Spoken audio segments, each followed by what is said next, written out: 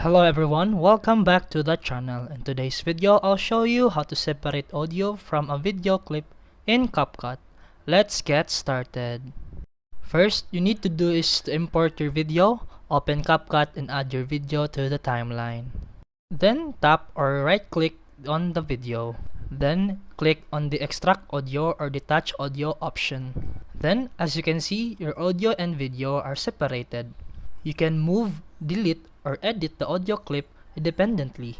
Separating audio from a video clip in CapCut is a quick and simple process that allows you for more creative controls over your edits. Whether you want to replace the background music, apply audio effects, or use the extracted audio elsewhere, these features help enhance your video editing workflow.